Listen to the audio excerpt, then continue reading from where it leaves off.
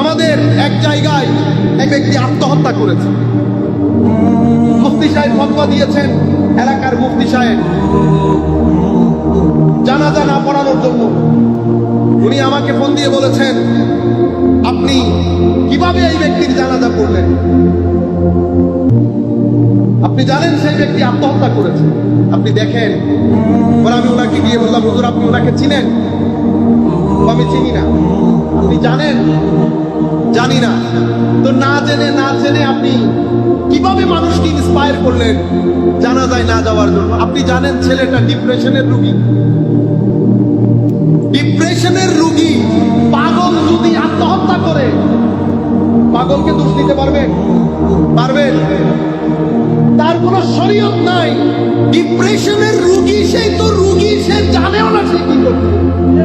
আপনি ফতোয়া দিয়ে দিলেন কেন? কারণ এই রোগটাকে আমরা রোগ মনেই করি না। এই রোগটাকে আমরা রোগ, আমাদের অনেকের স্ত্রীর মধ্যে বিশেষ করে দেখেন, এগুলা বড় জরুরি, আমাদের জীবনের জন্য জরুরি। আমি ইচ্ছে করলে আপনাদেরকে টিক ব্যাটিক করে 2-3 ঘন্টা কাটানো আমার জন্য 2 সেকেন্ডের কাজ, কিন্তু সেটা আমি করতে পারবো না। আমি 2 ঘন্টার মধ্যে 6 ঘন্টার জিনিস দিয়ে যদি না যেতে পারি, তো আমি মনে করব আমি আমানতের খিয়ানত করেছি।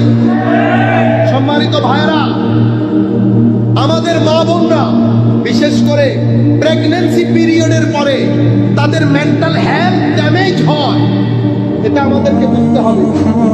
রিঅ্যাকশন আমাকে বুঝতে হবে, মেজাজ আমাকে বুঝতে হবে।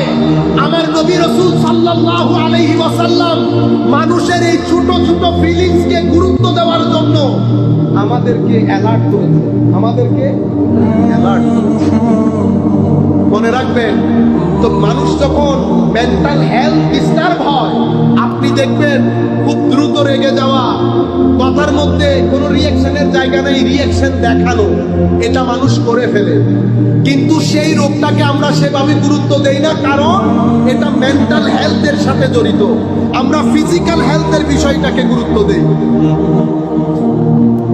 এটা না দিতে এটা একটা পর্যায়ে একেবারে ফাইনাল স্টেজ তথা ডিপ্রেশন মুখী হয়ে যায়। যখন ডিপ্রেশনের দিকে চলে যায়, ডিপ্রেসড হয়ে গেলে এখান থেকে আর উদ্ধার করা সম্ভব হবে না।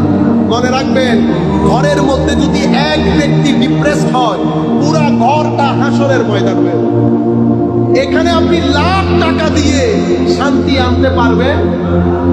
সমস্যা হচ্ছে টাকা দিয়ে আপনি ঘর পাকা করতে পারবেন, টাকা দিয়ে সুখ কিনতে পারবেন না। টাকা দিয়ে আমার প্যান্টটা ব্র্যান্ডের কত 5,000, শার্ট 10,000, নাইকের শুজ 20,000, পুরা গায়ের মধ্যে 1 লাখ টাকার কাপড়, ভিতরে এই জায়গার মধ্যে যদি শান্তি না থাকে 1 লাখ টাকার কাপড় সেই কারণে আমার আল্লাহ কোরআনে পাকের ওই আয়াতের মধ্যে বলেছে, খুশি উদযাপন করো, ওয়া খায়রুম মিম্মা ইয়াজমাউন।